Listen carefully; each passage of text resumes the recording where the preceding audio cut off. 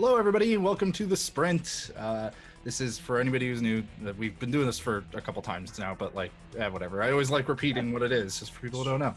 Doesn't it's hurt. A little speedrunning talk show podcast type thingy that we do, where we like to go over various runs, go over the news since the last episode, stuff like that, and just kind of chat about what we're doing. Speedrun Rise as well. My name is JHobz. I am joined by the lovely, wonderful Darkman and Frozen. Welcome, gentlemen. And you guys had an episode without me last time, 2 weeks ago. Yeah, we're half contemplating replacing you permanently, but we decided against. Honestly, Kung Fu did great. I was gonna say Kung Fu did pretty good. I can't really deny that. I wouldn't blame you too much if you did that. But we got a good show for you guys today. We're gonna be looking at Sonic Adventure 2 Battle later. We actually tried to do this episode like a month ago, and it's a little cursed. We're hoping that Frozen's internet and power sticks with us this time, but we'll never know. But for now, let's go ahead and just jump into our first section here. We got our news of the week, or news of the 2 weeks, whatever you really want to call it here. First thing, very important to me, is the RPG Limit Break speedrunning marathon just concluded recently. We raised over $200,000 for the National Alliance on Mental Illness, which was super incredible. I think that was like $35,000 to $40,000 more than our previous high. So it was really awesome. Super fun week. Did anything catch your guys' eyes from that? I know last episode was during that week, so right. You guys have talked a little bit about what was going on, but I think Frozen was the one that pointed this out. Frozen, do you want to talk about just the previous episode, the wonderful timing of the host? Oh yeah, so at the end of the episode, we hosted RPG Limit Break, and immediately we get to a run where Hobbs is on the couch and he goes, "Hi everybody, I'm JHobz." Hold on a second. Are we going back into the show? What's happening? Yeah, I heard about that one. I thought that was pretty good. That was good. Yeah, that was. I think it was probably Ghost King's run that was. It was correct. Of Ease, which was a great run, by the way. I got to have the fun role of being on that couch but knowing nothing about the game. You were the Spike. The dumb guy. The dumb guy. That's what we like to call it. The dumb guy. If you want more information on different types of commentary, go to the YouTube channel where you can see a panel about it. I'm just gonna go full YouTube sellout now. It's great. But no, it's always super fun to get that.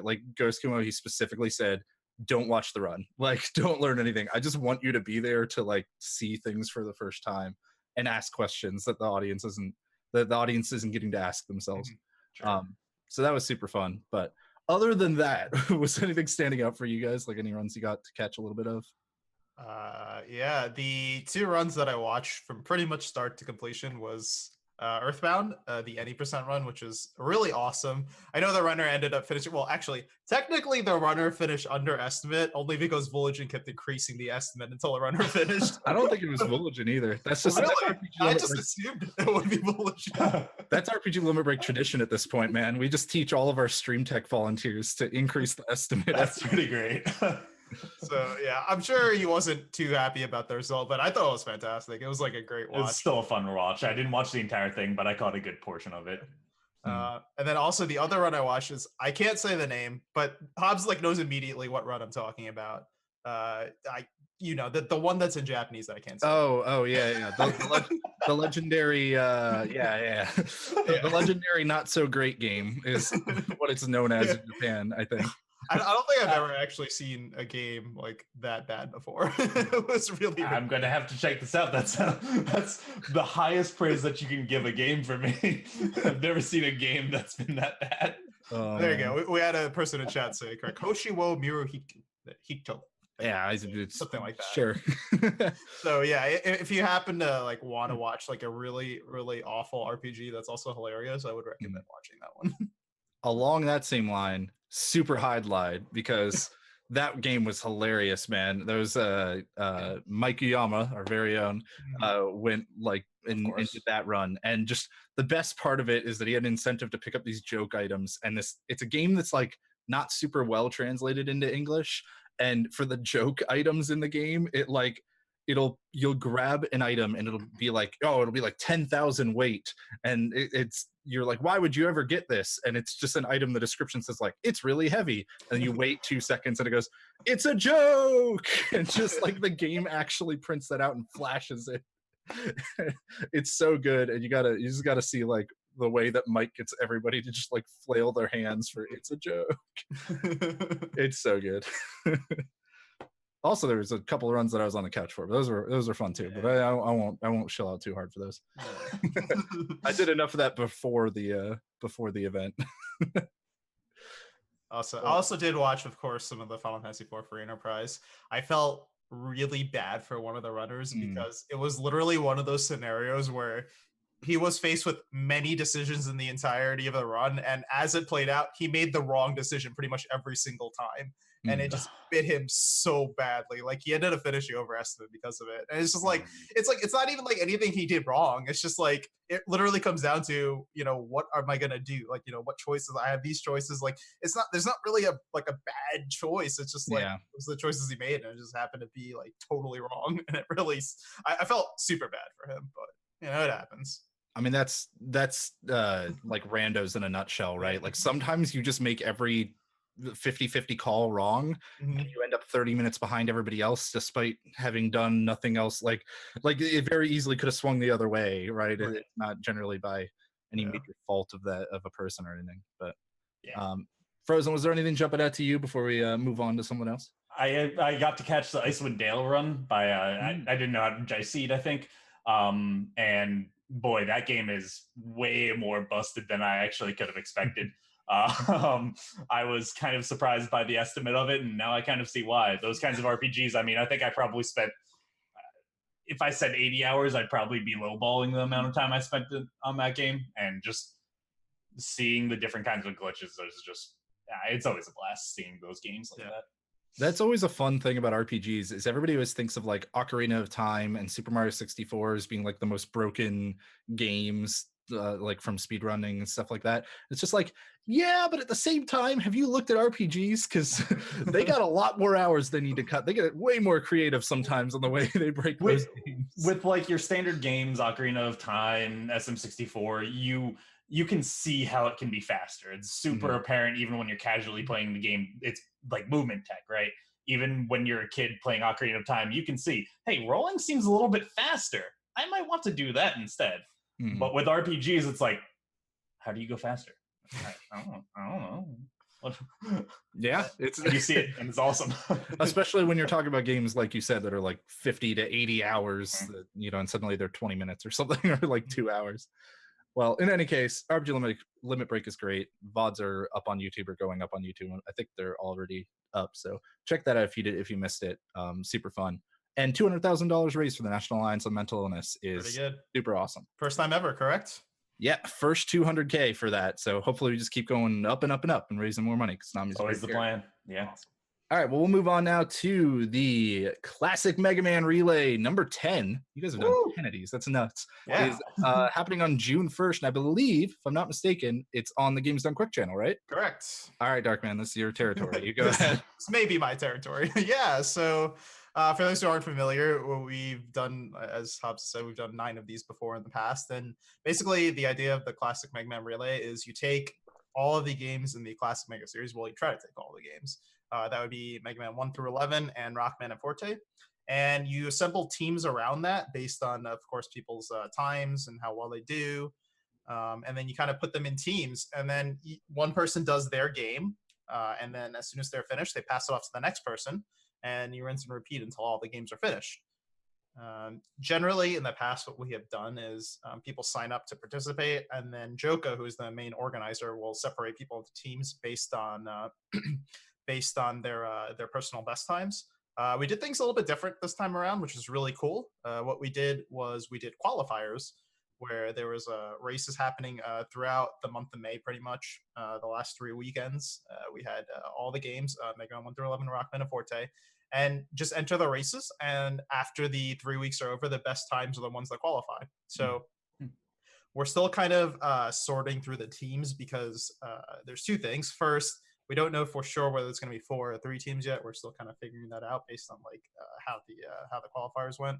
And the second thing is, in order to pick the teams, we're not going to be separating them by PB anymore, and we're not going to be separating them by race time anymore. What it's going to be is we're going to have a draft.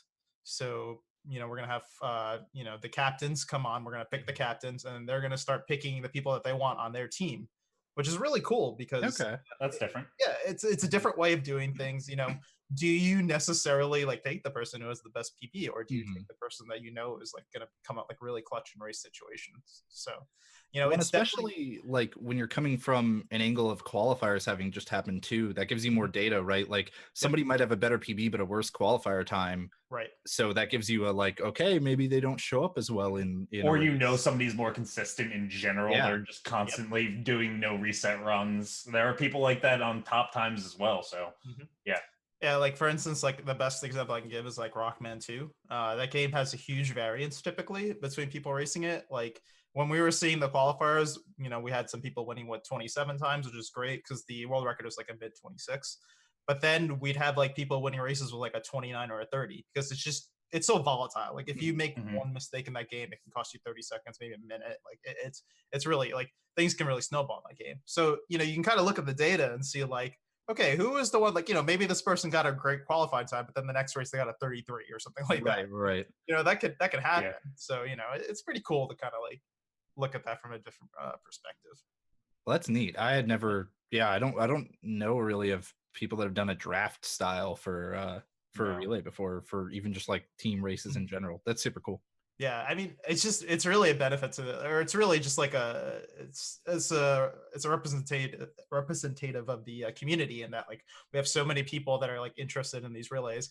I was kind of talking to like some of my my classic Mega Man buddies prior to the qualifier starting. I was like, classic Mega kind of seems like it's a little bit like quiet at the moment. Like I don't see like a ton of people streaming, but then like as soon as the qualifier started, we started off like the first weekend with like 15 people racing a Mega Man 1, which is like probably the biggest SRL race we've ever had.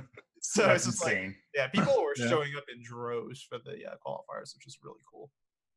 Well, cool. Definitely looking forward to it. June 1st. Again, do you have a starting time yet, or is it going to kind of depend on the... No, the starting time is set. It's going to start at 11 a.m. Eastern, 5 p.m. CST for those in Europe. So yeah, and it'll probably run about like anywhere in the 7 to 8 hour range, maybe a little bit less, just depends. My mind is still in limit break territory where I hear relay and I'm like, okay, 2-day thing for this series relay of probably 4 games, and Mega Man it's like, oh, it's up to 12 games, however many you get people for and stuff. But it all happens in a day. That's awesome. Well, speaking of June 1st, let's move on to another thing that's happening that evening, so you can actually catch the Mega Man relay and then pop over to the speedrun sessions number 2, that Grand Pooh Bear's speedrun sessions. He did his first one in Portland, I believe, with a few. He got like a few runners to fly out and stuff. Spike Vegeta was emceeing the whole thing. They had Andy, Oats and Goats, I believe, and Grand Pooh Bear were all doing runs. I don't think I'm forgetting anybody. But he took a bunch of people and put them in a bar and said, let's do a little mini speedrunning event just to kind of showcase speedruns and show them to audiences. He's kind of trying to do this as like a tour where he moves around from city to city and just showcase speedrunning to people who can't always make it out to a GDQ or a Limit Break or one of the other live marathons. And I think that's super cool. And also, I'm going to be at the next one, so yay! Yeah, that's going to be nice. Yeah. Are you one of the hosts, commentators? I will be emceeing it along with Xwater, which should be a blast. And this next one is happening in Las Vegas at a bar in the MGM Grand, which is like, if you told me speedrunning was going to happen in the MGM Grand, like, dude, like that's just insane. I would never have believed. And sponsored by Red Bull. I could only wonder what that setup is gonna be like, with just like people walking like past. Like I'm guessing the bar is like probably close to the casino, maybe, or something like that. I mean, it's Vegas, right? Like the bar probably is the casino. Yeah, there's probably slot machines there, maybe blackjack on the tip. I'm not positive. You can only imagine just like somebody like super drunk like walking past and just being like, "What the Yeah. Honestly, that'll be probably the coolest thing. Yeah. So But no, I remember watching the first speedrun sessions, a little bit of it, and it was super exciting. Like the barcade that they played it at was like packed. Like there were so many people there. I was always wondering like what the turnout would be like. But I mean, the first one was great, so I only imagine what the second one's going to be like. Yeah, especially in Vegas. Especially in Vegas, dude. It's gonna be nuts. I'm just looking forward to it. It should be a super fun time. I believe it'll be live streamed on Grand Pooh Bear's channel, so feel free to check that out if you want. And I don't know if we have a specific starting time yet, but it's in the evening. I think it's something like 7 p.m. or so local time, which would be is Vegas Pacific or yes, Mountain Pacific? Yes. Okay. So yeah, again, like right after that Mega Man relay, just tune in. In any case, yeah, I think that'll be fun. And moving on, let's briefly we're not gonna spend too much time on this because it's surprisingly happening more often now. But Super Mario 64 got a new 70-star world record by Puncation. He took it back. I think he hasn't had it for like a while, right? It's long time since before like cheeses. Yeah, it's been a few years. So. Yeah. That's pretty cool. But like I said, we spent a little more time on SM64 the last time the record got beaten. So we're just going to move on for now to talk about Frame Fatale for everybody who caught that or didn't catch it. It's unfortunately now over. It has ended. But Frame Fatale 2 has been announced. The dates of which are August 18th to the 22nd. There's going to be open submissions for that one from the 4th of June to the 15th. So be sure to keep an eye out for that. And was there something else related to Frame Fatale I'm forgetting? I feel like I'm missing something about this news item, but I mean, you did say the dates of the next one, right? So yeah. Well, either way, because the VODs are going up this weekend. They're starting on Saturday, I believe. That's what I was wanting to mention about it. So yeah, please, if you missed the first one, go check it out. It was a super cool event. Got to check a lot of that out myself. And it was great to see more women in speedrunning all coming together and doing something awesome. That was a blast to watch. It was really fun just like watching it because like there was a lot of games that I saw ran that like I've never seen ran before. My particular one that stood out to me was The Sims. That was a very interesting time. I had to tune in for that run because it was just so what? I'm still not sure like how to react to that after watching it, but I don't know. Everybody needs to watch that. It's like mandatory viewing. I had to watch it because I was like, what? And then afterwards I was still kind of like, what? Hold on. What am I seeing? I'll be honest, I didn't see The Sims, so I'm gonna have to go check that one out. Like, it sounds funny. And then watching gosh, I forgot who did it, but they were doing randomizer development on stream. That was really fascinating. Yeah. Pidge and Petra and Pidge were doing that. Yeah. And that was, I mean, I love that. That's just really cool. And seeing chat was getting into it, all talking about programming and code and all that. It's just, that's cool. Yeah, I know Pidge specifically. I saw her, she was doing like a tech tutorial for Super Mario RPG. That was really cool. Like, from somebody who has like done a tutorial before, like at a marathon. It's really cool to see more people like figure out their own way to kind of like do like tutorials like in a marathon setting. So I don't know, I enjoyed what I saw out of that. That was really cool. Awesome. Yeah, again, those VODs will be coming up this weekend, so be sure to keep an eye out on the YouTube for that. And I think that basically does it for our news. I mean, we had a few items there, but I feel like it's been a little bit of a slow news week in speedrunning. We're all just kind of gearing up and getting ready for Summer Games Done Quick as well at this point. It's just the classic, what? A little think of it? But yeah, that'll be happening just about a month from now. So that, I mean, I know I've got still a lot of work to do for that, but we'll get into some of that at Checkpoint. For now, though, we're going to switch on over to a little like round table discussion. We've done a couple of these. We just like to kind of talk about like topics that we think people often see as having like an easy answer to them that don't really always have an easy answer when you kind of think about them a little bit more. So today we wanted to talk about how to handle leaderboards when there are like significant official console version differences. So to explain this a little bit more, you run a game on Switch, and the Switch 2 just comes out and has a virtual console for Switch games. How do you handle that if like that virtual console is an official release but suddenly makes the load times ridiculously fast? Do you immediately accept it? Do you analyze it more? And then it gets even more crazy when you start thinking about the rarity of certain consoles and games. There's actually a post that specifically spurred this topic. So Darkman, you read into this one a little bit more. What do you think about that? Yeah, so it's interesting. A prominent person in the community that's very interested in like the tech surrounding things by the name of Miria made a post on speedrun.com about something that I'm sure some people had known already, but probably wasn't like very like common knowledge. And that like with the PlayStation 2, obviously everybody knows that you can play PS1 games on the PlayStation 2. What people may not have known is there are actually significant differences depending on like how old your PS2 is, because the older PS2s, they will like more accurately play the PS1 games. They're playing it like straight off the hardware in the PS2. It's more like accurate. Whereas the later versions of the PS2 apparently use more of emulation to kind of emulate the PS1 games rather than just like straight through the hardware. So it's like more software based.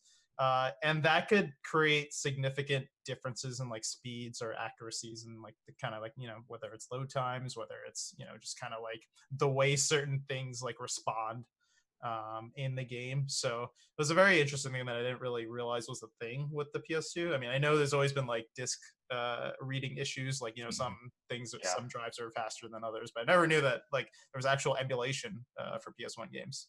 Yeah, and I have some personal experience with this one too when it comes to the next generation. The backwards compatible PS3 that would play PS2 games had a similar situation where I believe even down to the same thing where there were two different models of backwards compatibility, one of which like would actually play the discs via hardware and one of which would just emulate it via software, and the emulation is way faster. Either way, they were they're way faster in terms of loads than the PS2 counterparts. And so we had to deal with this with the Kingdom Hearts leaderboards a while back in terms of like, do we want to allow that because it's an official release of like an official console in the PlayStation line, but at the same time it was one where your ability to get access to that model was so difficult. Like at the time when we were looking at it, some of those models cost over $1,000 on eBay. And that was the only way to get them. Like it was eBay or other sites where they cost even more that were all basically the same kind of just auction sites. So it's a weird situation because you don't want to really like, and we're talking on the order of, for a 5 or 6 hour run, this would save over a half an hour. So anybody would immediately get like free record just from paying effectively. And that's what it comes down to is speedrunning in general. Nobody has really ever wanted to feel like you're just winning by paying. Everybody always wants to be down to the actual spirit of the competition, playing the game, practicing, learning, routing, all that stuff. If you're just paying for a model because that is ludicrously expensive, that like, is that really fair? Does it make more sense to just not allow that model even though it is technically official? It's such a weird concept too, because like just like kind of like bridging upon that, like the whole like, you know, you don't want to like essentially pay to win, for lack of a better term. It's weird because like there's an inherent cost to speedrunning anyway that people never really question, and that's like, you know, you have to get your console. If you don't have one, you have to get some capture cards to make sure you capture the gameplay. Obviously people will say like, yeah, you know, we'll accept webcam, like, you know, gameplay or whatever if somebody has one already. But you know, I've even seen communities say like, oh no, it has to be through a capture card. We won't accept webcam gameplay. So there's this inherent cost to speedrunning anyway. So the fact that people are willing to spend a little bit more than other, like I can understand if we're talking like thousands and thousands of dollars, but if we're talking about like $100 or something like that, people already spend that trying to speedrun the game anyway. So I don't know. It's a very like weird concept to me. I never really understood that. Yeah, it's kind of like having PCs and having to remove load times. I mean, you make an honest effort to make it as even of a playing field as possible. In PC's case, you have load removal, which is kind of a great segue for SA2. But and that helps even out the playing field. Sometimes you don't have that luxury though, and you have to just kind of deal with it. and that's kind of unfortunate. When it comes to certain console differences, I come from a much smaller games in general, usually 10 or less people total running it. And with Teslagrad, for example, we had Xbox versus PC, and it turned out that Xbox came out considerably after PC and was an extra minute faster on a 24-minute game. Wow. Because you got to, I guess the loads were just faster. There was really no good explanation for it. It seemed like everything was pretty much the same. But what do you do with that? Do you put them onto a separate leaderboard? There was one person running the Xbox version. Right. And at that point, you just keep it on the same. You add another tag on speedrun.com and say, that's Xbox. And then if people ask, like, wow, is nobody else close to them? No, I mean, this person has a better time if they were on Xbox. Yeah, I mean, and that's the weird thing. That's kind of what it comes down to, right? Like it's always case by case, but like, do you really want to just add a new category for this thing that maybe only one person uses because of how exclusive it is? Like, obviously, in the case you're talking about, at least an Xbox is fairly easy to come by. Absolutely. You know, you still like might want to compete on PC because you have a PC already and you don't have an Xbox, but at least it's fairly easy to come by with backwards compatible PS3 thing I was bringing up earlier. Like I said, there were not a ton out there, and they were very expensive to get those specific models that would save the time. And it was just one of those things where it's like, there was literally one person who wanted this. Do we really want to add it just so somebody can see their name completely uncontested at the top of this? It's not even a leaderboard at that point. It's not a list. Like it's just one name. And then you add it to the main leaderboard and just have them be above people because they paid for this. Exactly. Like they're only 10 minutes ahead because they're 20 minutes worse in execution, but the console saves 30 minutes and they decided to pay $1,500 or $1,000 or whatever. Like that just sucks, man. Like nobody wins in that situation, no matter what. No matter which way you go about it, because there are legitimately probably people who are just like, hey, that just happens to be the model of PS3 I have or whatever. I don't have a PS2 and I wanted to play it on that, or I don't want to waste another half an hour every time I do an attempt from just watching a black screen. And to note, like, this has gotten a lot. We've made strides as a community to improve this problem. Like, it's gotten a lot better recently. What with the all of the load removers and like image-based splitting tools and stuff that have come out, like Tofu's thing that we talked about in a previous episode. It's been a little easier now to potentially remove loads on consoles, but it's still not always like a 100 to 0, like a 100% thing. Like it's not always something that you can immediately do. And like, even if a game has in-game time, which like that's, please, every developer, put an in-game time in your game. Like, you can hide it and just tell us how to do it. Like, who cares? We just want it there. Exactly. But even sometimes there are times where in-game time lies to you. Like, you can't trust it because of glitches that you do or other things. Like, Ori and the Blind Forest has an in-game time with a full RTA leaderboard in it. Like, that's insane. But very quickly we found that it was not good enough. Because there was a glitch we would use that involved using menu manipulation, and that would pause the timer. And that just, you would have total like gameplay movement happening while the timer is not running, and thus, well, that doesn't really work for our purposes. So it's one of those things where it's just like, I don't think there's an easy answer to it in any case, and hopefully like people see why it's not always a cut and dry do this thing. Did anybody have any other things to add to this? I think Darkman, you wanted to bring up some of the older stuff, right? My old school stories with the original, like with the Ocarina of Time way back in the day. I don't even know if like people really know this anymore, but like this is probably the first real big controversy, I think, when it came to this topic, and that was the IQ, which is a cheat machine. Chinese cheat machine. Yes. That was the meme at the time, the Chinese cheat machine. But yeah, no, the IQ is actually a Chinese official release of the N64. It had like a few games for it, not too many, but obviously Ocarina of Time was one of them, and it happened to be like at the time. Now it's not the case anymore; it doesn't matter. But at the time, with the way Ocarina of Time, the any percent route was, IQ was indeed faster, the fastest version. But it was pretty hard to get the console. You had to at least pay like $80 to $100 on eBay.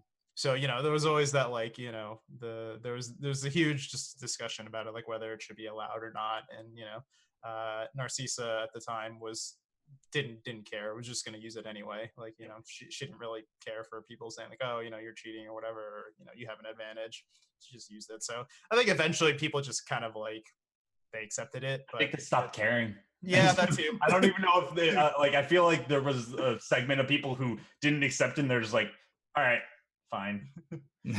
I mean that's the thing. That's honestly, I kind of said this earlier, like with other topics we talked about. I said over time, honestly, like people just like accept things, or they just like stop caring. Like that's gonna happen for like the majority of things. Like people are gonna like raise a fit.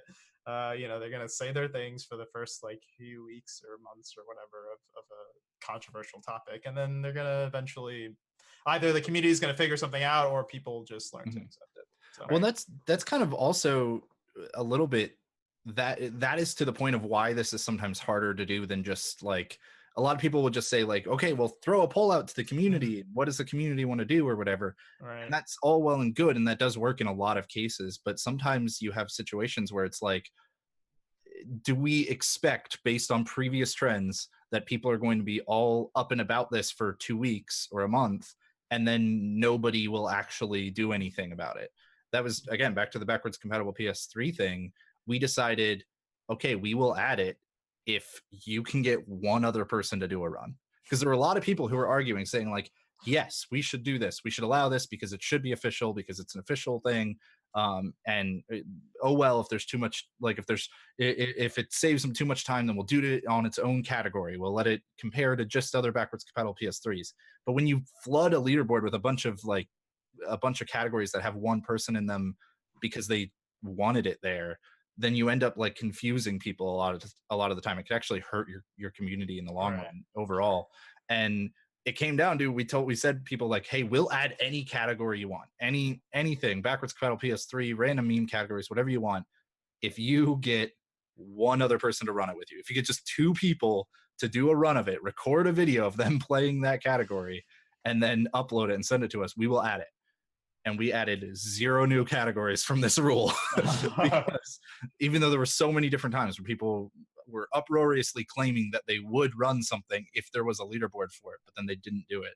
And that's kind of what it comes down to, is like, sometimes you've got to look at historical trends for things and know that, like, yeah, people don't always do what they say they're going to do, especially when it's really low effort to say something and then not so low effort to do something. So it's not an easy answer. You kind of got to go case by case on it. Mm-hmm. I think in general, whenever it's reasonable, people want to allow every official release. Like virtual console stuff is almost always allowed, because if anything, it usually makes it easier to do runs. It's more comes down to older hardware a lot of the time, and like specific model numbers of PS2s, which you can't always know before you're buying a PS2. Like it might be a total gamble. That stuff like that is where it gets harder to really be sure of which way to go with it. Yep. All right. Well, with that, I don't think anybody had anything else on that topic, right? We will move on then. We're going to take a quick little break where you're going to start seeing the Sonic Adventure 2 Battle World Record as we get our guest, Seraphim 1313, set up to walk us through the run, tell us a little bit about it. So hold tight, everybody, and we'll be back in, like a minute or maybe 3 minutes, something like that.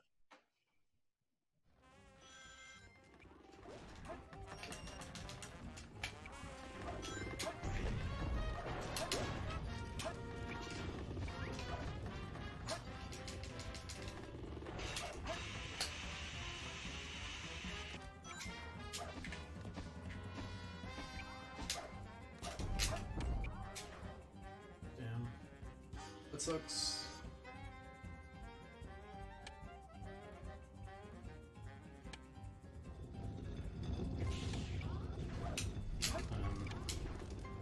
Okay. Fine. 124, I guess.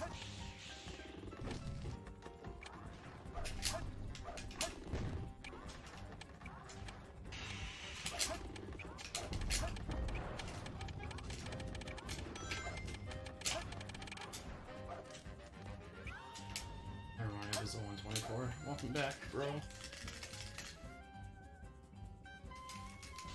At Monkey owned. I'm gonna get bad RNG now. Just because I said that, huh?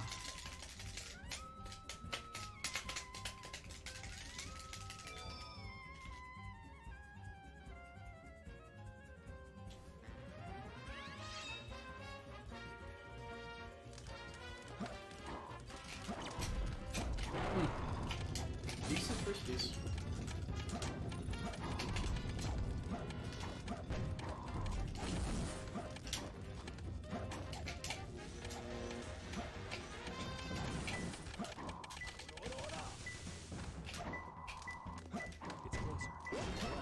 It's over. Come on. It's over. I need this now. Come on. It's over. Come on, It's dude. over. Am I just... Is this gonna happen again? It's over.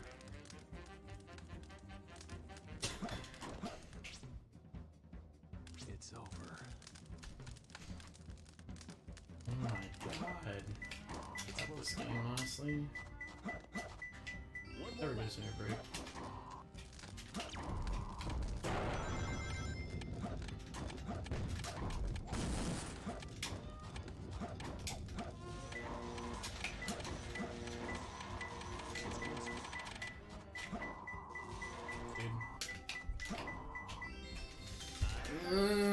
I lost 5 seconds there.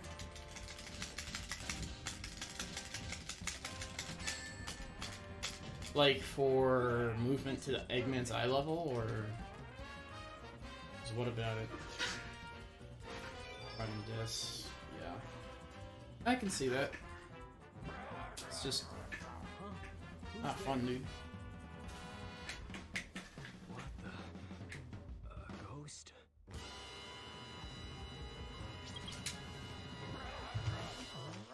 Oh, I have no resets. Oh, shit.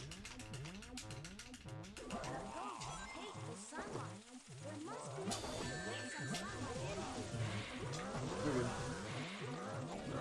Still got something coming up, so. Hey, you much out.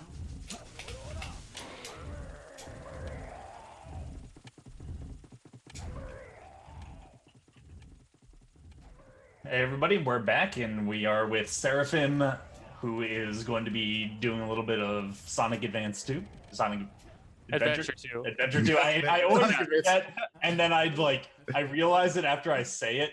I'm like, oh god. I just know it as SA2. This is the SA2. That's all I need to know. There you go. I still love you, Frozen. It's okay. Thank you. That's the thing, is because there is a Sonic Advance too, so that's There is. Yes, There is. they're very different games. they Very are different. very different. Horribly different. Me if I get. But welcome, Seraphim. Thank you for joining us to go over the run and everything. This run is by so it's pronounced Dage, right? Yep, Dage 4. Okay. Yep. Yeah, Dage 4. This Dage 4's world record run, and we've got a series of clips here as well as the VOD. But first off, if you want to give us a little bit of history, because I mean, SA2B, people have been running this game basically since it came out. Like this is a long history for this game. But if you want to give us kind of a brief story of like the path to this world record run, to this I run, don't have to. then yeah, just hit us with it.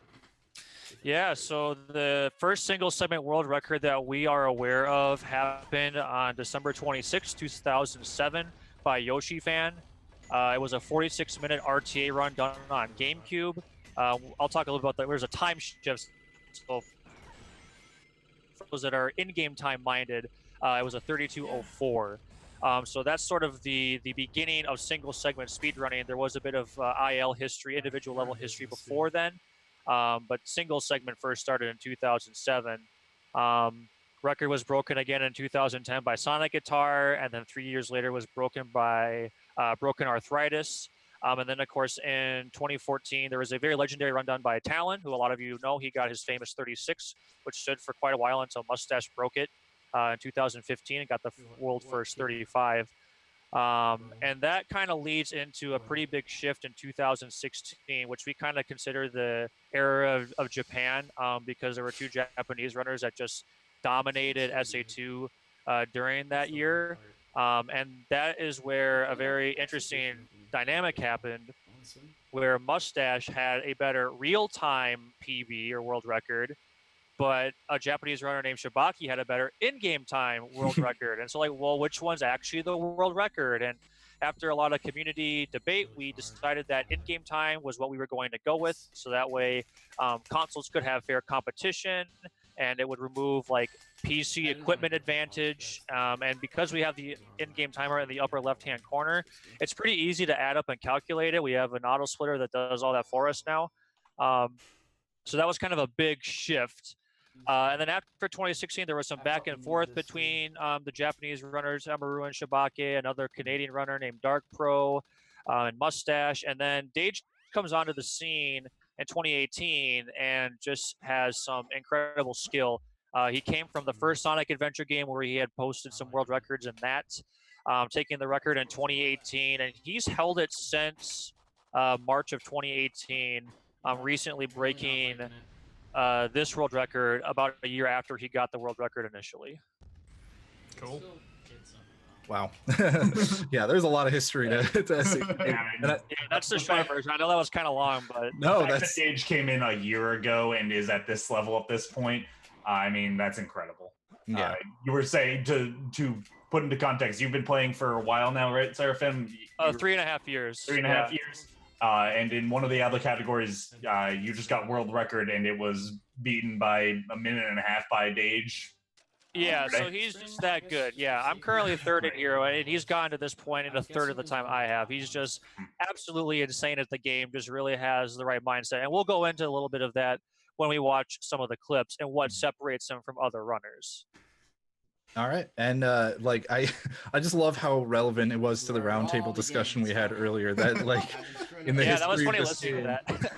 RTA and in-game time have mattered quite a I bit. realized it as we were talking about, Yeah. oh, wow, that's convenient. Yep. We've been playing that. Now, there's an important thing before we get into the clips, chat and YouTube. I need you to. There's gonna be a quiz at the end. There's gonna be something that you need to pay attention to, and I want to see if anybody gets it right. Okay? Oh yeah, we'll point it out during the last clip, I think, right? Yep, that's exactly it. All right. Well, without further ado, then why don't we go ahead and get into it? Let's start looking at this clip by clip for this run.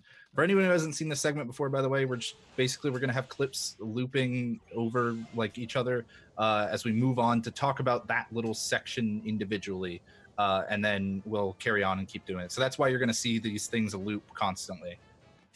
But go ahead. Yeah, so we start things off in City Escape, and for those that don't have any prior experience with Sonic Adventure 2 Battle, the way that the game works is there are 2 stories, and each story has 3 playable characters with very distinct play styles. So we start with Sonic, kind of the bread and butter, the speed character, the guy that goes really fast.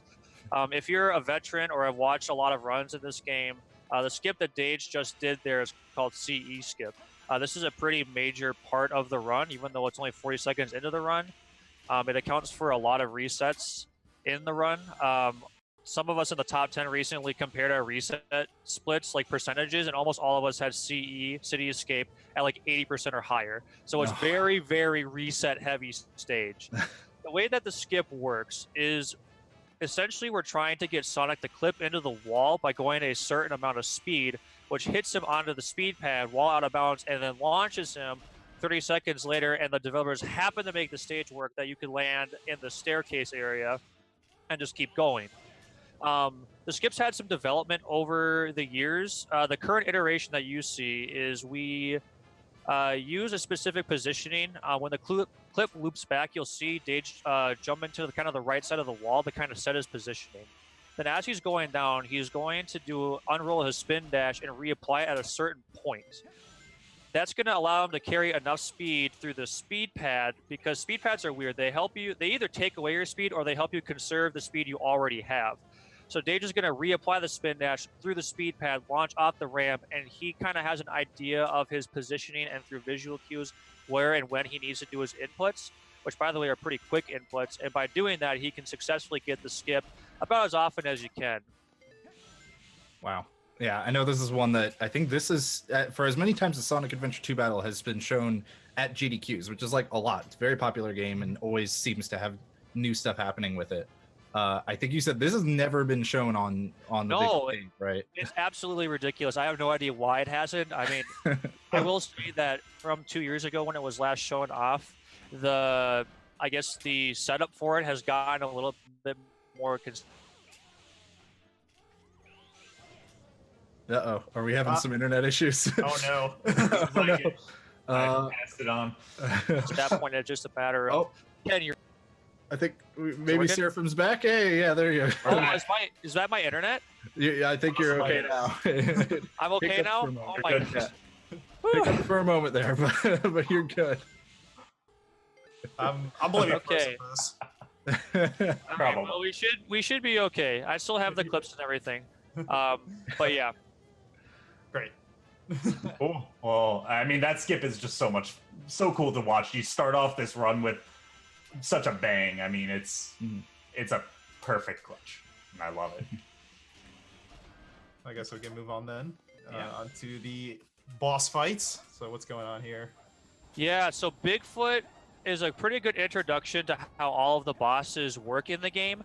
All of the AIs are manipulable, meaning that they're going to take the same pattern every time in order to, that's how we can do them relatively quickly. So like in the case of Bigfoot, all you're going to do is you're going to jump onto the box, hit him in the cockpit, he's going to stay put, and then you just somersault jump back onto the box and hit him a few more times. So the fight goes relatively smoothly with that strat, and we have different gimmicks to do that for pretty much all of the bosses. One of the fun things that Dage does, he actually gets what's called a frame-perfect Bigfoot, meaning you can't do the boss fight any faster unless he does a restart, because for some reason, the game timer, the way it calculates, when like there's a cutscene beforehand and you restart, it saves like a half a second. It's really weird. It's sort of how the timer starts when there's a cutscene already happening. So, so I was like, okay, bring it on. Well, that's already affecting the timer versus just doing a reset, and then the timer kind of brings you to like a later part in the boss, like visual sequence. But anyway, Dage does it perfectly. And the way to do it perfectly is you have to hit him in the cockpit before his invulnerability frames wear out. Otherwise, he gets pushed back, and then you lose, God forbid, a second. Hey, a second's a big deal, all right? It is, especially in this game. Well, in a boss fight like this too, where I mean, you could see how fast it is. Like it's a full second's a pretty big deal. Yeah, it is. When you time something in milliseconds, when you know a second means a lot. Well, we know that very well, Frozen. Yes, we do. For those of you who don't, for Hobbs and Darkman, I don't know if you guys know this even, but Seraphim is one of the other Putt Saves the Zoo runners. Ah, okay. So one of the four, or yeah. Off topic with that, leaderboard actually has like over 50 runs on it, and is one of the more popular games. Just putting it out there, but I did not know that. That's another podcast. Yeah, Darkman, you better move on. We better keep going on. No, let's just see Knuckles instead. How about that? Good old Knuckles. Yeah. So Knuckles, this is the second character of the three that we will see. The Knuckles stages are all RNG or random number generator based, so they're random. Essentially, the way the stage works is you have to find 3 pieces of the Master Emerald, and the most efficient way to do that is by using the hint monitors, which gives you a hint of where the piece will be. All of the runners have memorized where each of the piece monitors coincide with what piece. So we know exactly where we need to go, but where we need to go each time is different. There's about 100 pieces per stage and 1,024 combinations between those pieces that you can potentially get. Obviously, some will be better than others. And it's just a matter of using the hints, your movement, and your knowledge in order to do on-the-fly routing to get the most efficient time that you can.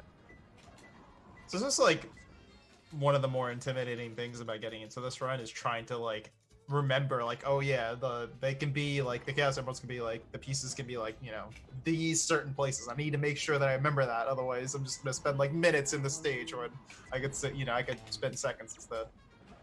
Yeah, I would say the Knuckles stages are definitely the biggest barrier of entry into Sonic Adventure 2. We do have a couple of practice tools, like we made up a category which we call a Knuckles Centurion, where you do each of the 5 Knuckles stages 5 times, 20 times 5, 100. So you're doing 100 Knuckles stages, and you can raise people. So you're like, you can communicate about like, wait, where is this piece again? And someone in the voice will be like, oh yeah, that's in like the green room or in this part of the stage, and you can go and get it. So it like helps with memorization and builds community. That was a pretty popular thing. Not as many people do it now, but people will still take advantage of it. And I highly recommend that for new runners to do a Centurion. Like if you're gonna do a 12-hour challenge, I would do like a Centurion, just to, like that could help you greatly, because even if you know 5 or 10 or 20 of the pieces per stage, that's still better than knowing 0 to 3. You know. Right. Well, and I know you said also like the hint monitors are really useful because you can try to just activate one quickly as you're moving on and have it at least narrowed it down to 2 or 3 spots where it could be. But how useful is the indicator at the bottom, the like hot and cold detector, basically, in terms of like if you go past this specific spot and it lights up, you know, oh, that's going to mean this exact emerald? Or is it more of a kind of how it's intended casually, where that just kind of gives you a sense of it maybe, and you otherwise just kind of ignore it? Is there anything to that indicator being used in terms of speedruns? There is actually. So Wild Canyon is actually a really good example of this. There's one piece, I forget the exact name of it, but when Knuckles is dropping down, it'll briefly flash green and then we'll go blank. There's only one piece in the stage that can possibly do that, so you don't even need to bother grabbing the hit monitor. You can go grab that. The same case, if you start with a yellow monitor in the stage, there are only 2 piece locations that you can go to. So there are a couple instances of like we can guess based on when the radar starts pinging where certain pieces will be. The other nice thing is that we can look. Wildcat is another good example of this. Dage is constantly looking for what we call free pieces. So there are pieces 2 and 3 that don't show up on the radar right away, but you can see them moving around in the air.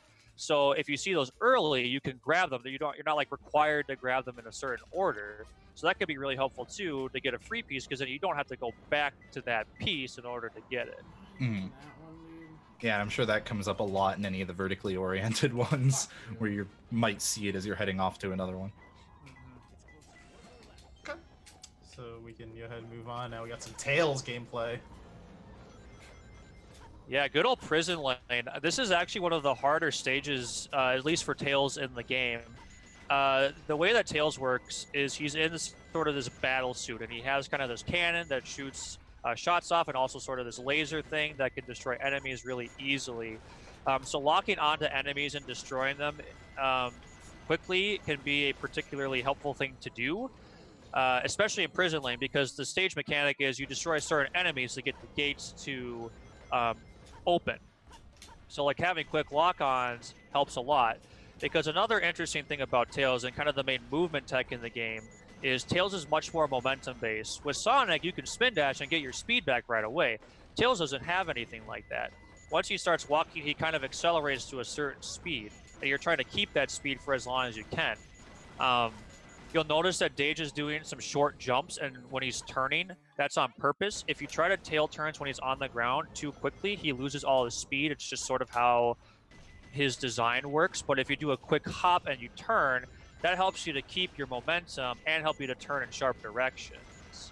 So having a pretty good awareness of how much I need to jump, where I need to jump, and even like with the gates coming up and down, knowing how to take the most speed so I don't hit that gate and lose all my momentum, but can slide under it as efficiently as possible so I can complete the stage faster. That's something that Dage does exceptionally well in this clip. And if you're a runner looking to see like, well, what does a good Tails move, like what does that look like? Dage is a really good example of a very, very good Tails runner. Yeah, I love, especially like at the end of this clip, right before the goal ring, you gotta, kill all enemies to open the gate, and then immediately turns the opposite direction because there's enough time before that gate gets tall enough right here where you can build up some extra speed, just a little bit. I mean, that's can't be saving you even a full second, I would imagine, but just that little bit of extra, because you're not doing anything anyways. You might as well start building that speed up before the gate gets tall enough.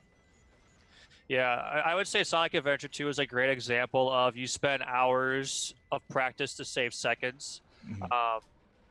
That particular thing's not like insanely hard to do with enough time, but I can tell you many runners that they'll be in a run and they'll hit the top and they'll bonk and they'll lose their momentum. They'll just be like, "Oh, are you serious?" Like, because then you do lose a second or two. Right. So like Yeah. you're trying to save like a quarter of a second, but you could lose, a second, maybe even 2 seconds. Mhm. It's just building up those small optimizations over and over again. And Prison Lane's a great example of what you can do when you utilize all those small optimizations. When I first started running the game in late 2015, a sub 140 Prison Lane was like, wow, you're like the best Tails player. Like, man, you're like an elite Tails player if you get sub 140. Well, Dage gets a 131. So we found 9 seconds worth of small optimizations in the past 3 years that maybe on their own don't make a big difference, but when you put it all together, it makes a world of difference. A world record of difference. There we go. Well put. That was planned. I mean, I don't even think there's anything more that can be said. It's the greatest ender of a clipped line of all time. So we're just gonna move on. Now we're at Metal Harbor with Sonic. Oh gosh, yeah, that actually wasn't planned, by the way. Anyway, so Metal Harbor it's a little bit more cutthroat in that if you fall in the water, you die. So you have to be really careful. But one of the things with Sonic is if you're in the air, you're losing speed. Like it's faster to be on the ground than it is to be in the air. So one of the things you're going to see Dage doing is trying to stay in the air as little as possible. And he does that by sort of similar to Tails in that he's going to try to take as little bit of a jump as he can, because if you tap jump, you go a little bit faster and you can hit the ground a little bit quicker than if you do like you press A fully and jump fully in the air. But again, if you don't make that jump, you die, and that's obviously a big time loss. But Dage does a really good job of that. I love the under loop clip when that gets looped back around. Like that's another optimization that we do that saves just a little bit of time, but just using your spin dash off of the speed pad, sort of similar to City Escape, but this time with an angle, helps you to get under the loop really quickly because you can go under the loops. We don't know why, but you can. At least you don't fall through them usually. But with Sonic games, you fall through anything. But but yeah, this is just the environment doesn't example. exist. Yeah, it's insane. You'll see more of when things don't exist in the run. But yeah, just a good example of having a good awareness of I'm going to take as little bit into the air as I possibly can, and all of that is going to save Dage time over even a more veteran runner of the game may be able to do comfortably. Yeah, this stage in particular, like a lot of times people ask us, how do you get into speedrunning or what game should I start with? Always will say whatever game you most want to play because that's a large part of it. But if you loved this game as a kid, go get it on Steam. It's probably like dirt cheap, and play Metal Harbor, because like this was my first introduction to speedrunning before I knew that it was called speedrunning. Like before I knew what speedrunning was, just friends and I in college who had all played this when we were kids, like had the Xbox version of this game and just started playing Metal Harbor to try to beat each other's times. It's a perfect, it's so short and very fun to play, and you can start to see the optimizations yourself before ever going and seeking out like bigger strats and stuff. And then when you do, obviously there's a ton of depth to it. But I think this is like, there you go, aisles of this. That's how you get into speedrunning right there. Yeah, and there is a pretty sophisticated IL community in SA2, so you wouldn't be alone. And I think the game is $10 normally, but I know the Steam Summer Sale comes up. SA2 is always on sale. It'll be like $2.50. It's dirt cheap. I mean, for what you can get, like I've got over 2,000 hours in this game, running it the past 3 years. Like that was money well spent for me. Yeah. You get a lot out of a game when you speedrun it. Well, heck, if you're just trying to jump into it, if you've still got that GameCube and that copy of it, like you just jump on that version. You're doing ILs, man. The load times don't matter and stuff like that. Yeah, there's a lot of GameCube runners that specifically do ILs. I think there are some slight differences in the kinds of strats you can do that actually favor GameCube in an individual level setting, but you could easily do PC and be a top competitor or just a more of an introductory kind of thing. Cool. All right, well, moving on to the next clip, and we got a fancy little skip here. Oh yeah. Yeah, this is a fun one. So Green Forest, wall run, tree run, sort of depends how you want to do it. So yeah, Dage is running up a tree. How the heck is he doing this? So if you played the game casually, you know that there are these loops that will take you upside down. You can go upside down, and it's really fun to do that. But what we found is, well, the reason you can do that is Sonic Team put some kind of property on that loop that allows you to do that. So what we did is we get onto the ledge and we do a spin dash and we do a homing attack, and we can take that loop speed and that property with us onto the next surface that we touch, aka that tree. So when you do that, you can run up the tree then and save 15 seconds. Now, Dage is actually doing a faster variant of this strat that we call Task Run, Task Tool Assisted Speed Run. I know if you've seen GDQs, there's plenty of task content that's been shown there. It used to be task only, but because we're ridiculous, we do it for ourselves now as human beings. The way that Task Run works and why it's different is usually when you get on the tree, you just go straight up and then you do a spin dash off and you're good. Well, on the Task Run, Dage does a spin dash up, and now he's in control of Sonic, which means he can get Sonic to do a homing attack off the tree, which is a little bit easier to do than a spin dash, and he can choose a positioning in which he jumps off of. However, the trick is that when the camera moves, Sonic has to be positioned a certain way or else he gets thrown off the tree. So if you're not clean enough with your movement, if you're not moving with the camera properly, you fall off. So it's much, much riskier to do, even though you get more control and can save more time. But it can take a lot of time and adjustment to get used to that control in order to successfully do the skip. Yeah, that's the kind of nuts thing whenever you see a big camera movement. And anybody who's played any 3D Sonic game, doesn't have to be this one, any 3D Sonic knows when you're going at like high speeds and the camera moves, like good luck. Like all hell may break loose with the angle you're holding. So I can only imagine how that happens when you're running on a tree you're not supposed to run on. Yeah, it's hard, but a runner like Dage, I mean, you get visual cues, you get experience and muscle memory, and you're able to do it as efficiently as you can. Cool. Yeah. So. All right, so moving on to the next clip. Back on Tails. Yeah, so Mission Street, this is it's an interesting stage. It's different than Prison Lane in the sense that it's a cycle-based stage. So what I mean by that is later in the level, there's going to be an elevator that goes up and down. And if you get to the stage at a certain point, you can get onto that elevator before it goes back up. If you are like a second or two later, you can't get on the elevator because it's already too high up, and you have to wait for it to go all the way up and all the way back down, which is an 11-second variant. The interesting thing with Dage's run that he's running against, the 2209 world record that he previously had, he actually made a mistake that caused him to miss 2 cycles. So he lost 22 seconds based on one mistake. So that was a bigger time save that he had in the run to do. For more established runners, getting what we call 0 cycle, and I'll explain what that is in a bit, is relatively manageable. So it was a pretty comfortable time save to know that he had coming when he wanted it. But the reason I call it 0 cycle is we're going to manipulate the upgrade that Tails just got. So this is called the booster, and if you've played the game, you know that you press A, and then you press A again, and you do a nice little gentle glide. It's really nice. You can get over gaps and stuff. Well, what we found is if you press A and you jump, and then you press A again really quickly, the booster activates while you're still going up, which means the booster kind of hovers you up farther than you're supposed to go. So what we have found is that when you press A and then A again really quickly, you can get into places you're not supposed to. And the amount of height you get is determined on how close of a frame you are from your first jump to your second jump. So you'll see Dage doing a pause. It's called a pause buffing jump or a pause jump. What that does is Dage is essentially only taking 1 frame of in-game time to do 2 inputs. That gives him maximum comfortable height to get onto the weight that he's not supposed to get on. And getting on that weight is the reason we can get a cycle faster than we previously thought we could. So it's a nice little bit of tech that you will see used rather frequently, especially in Hidden Base. Cool. Yeah, I know that's.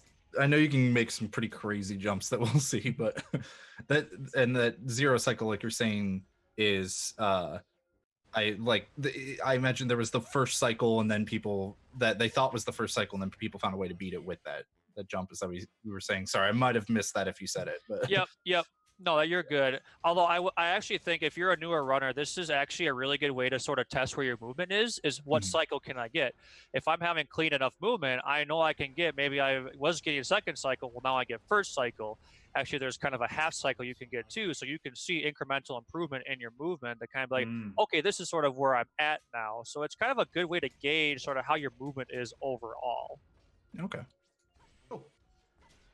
All right, moving on to the next one. So we're back on Knuckles, having some more fun with digging and finding some pieces. Yeah, Aquatic Mine is actually one of the more enjoyable Knuckles stages to run because there's a lot more skill tech that you can do. Like you're seeing Dage run up a sign right now. That's a nice trick you can do because when Knuckles gets onto the angle of the sign and punches, he gets enough momentum and that carries him up the wall then. So like there's things like that. There's some sign clips you can do. So there's a couple of different ways to help get to parts of the stage quicker to mitigate time loss depending on your pieces. Now, the interesting thing with Dage's run is his in-game time for Aquatic Mine was 19 seconds. A 19-second Aquatic Mine is above and beyond good. I think most runners would be tickled to get sub 30, which he ends up getting a 29, which is still really good. So he loses 10 seconds just because he had like gold split tier, like insane RNG, even though he still gets like most runners would be generally okay with a sub 30. Is this like normal with most Knuckle stages, or you could just like lose 10 seconds and it's not even like that out of the ordinary? Yeah, there's kind of some like general time like frames that you can expect. Like Wild Canyon, you can expect roughly 15 to 30 seconds. Pumpkin Hill, it's like 32-ish to 50. Aquatic Mine is interesting because it can be like this low 20, but you could easily get 50 seconds to even a minute if you get the worst kind of pieces that you can get. And Death Chamber is the worst. That one is like 30 seconds to a minute and 20 seconds. Like that one's just insane. That's rough. So much better. So like, yeah, you can easily lose. Most elite runners lose their runs to Knuckles, I would say. Wow. Unless they have missed the occasional task run or are constantly resetting on City Escape skip. Right. I know that's the thing is like you hear 85% reset rate on the first split, and it's just like, yeah, but you know what, a lot of runs reset around that first split, just trying to, you hit the timer wrong, or you're just trying to get every little thing you can do to start off right. But yeah, these are the ones. RNG stages definitely seem like the worst to have to deal with. Yeah, it's a blessing and a curse because sometimes your run is saved. Like Dage lost 22 seconds in his last world record. Well, he got a 19 Aquatic Mine, which is probably the reason he continued. He's like, well, I happen to just get my butt covered by this RNG, so I'll just keep going. Right. So it can be a blessing, but then you have to run against it in the future. Okay. Trouble with RNG. Yeah. It's all right. All right, so we're moving on now. I know we're back on Tails, and this is a really cool skip we got going on here. Yeah, it's not a huge one, but it's definitely a technical one. This is called pole jump. So like I was saying in Mission Street, this is a good example of what pause jumping can help you to do. Now, the way to get this trick, to get enough height, you have to do essentially a frame perfect input. So you have to have your second jump be like a frame or two afterwards, or else you don't get enough height to get on that. But if you can get it, you can then jump high enough to get over the wall, because Sonic Team's like, there's no way people will ever get over that wall. There's no way. So they just left it open as an aesthetic. So what you can do is you can pole jump, you can get over the wall and then land on the platform. This saves about 2 seconds over another skip that we do, which is called GameCube skip, because you can kind of like jump off and around another wall. And like if you play the GameCube version, you can just straight up go through the wall and there's nothing there. In the PC version, they do put a wall there, but there's a little gap that you can kind of like push Tails in so you get enough height to not die. So this trick only saves a couple of seconds, but in a stage like Hidden Base, that makes a big difference because there aren't really a ton of major skips that you'll see in like Eternal Engine. So again, you're trying to take as much, trying to do as many optimizations as you can. This is just a more recent and fairly difficult optimization to implement in your runs. The other thing that I just want to mention real quick is that if you don't get that first try, maybe if you're fast enough, you can maybe sneak in a second try, but you don't have enough distance and height to get to the moving platform that's going up and down, and you end up dying. So you have to have a lot of confidence in your skill that you're going to get that. Otherwise, you can go for a backup strat, but you're already kind of like going in like a couple, 2, 3, 4 seconds behind where you'd probably want to be. Sure. So do you find like it's a trick that maybe not a lot of people go for because of the difficulty, or is it one of those things where it's just like you can at least make an attempt? It's not really going to cost you much time if you don't get it. It kind of depends on your mentality. I think you could definitely go for it. If you don't get it, you could easily move on with your life and be fine. But there are a lot of runners that you talk to and time loss bothers them. I mean, that's probably the thing with speedrunning in general, but that's one of those where you're like, oh, like you go for it, you miss it, you're like, man, I just should not have gone for it at all. I'd rather just get a time that I know I can get with a other strat. So it's kind of a mentality game with that, so you could do it.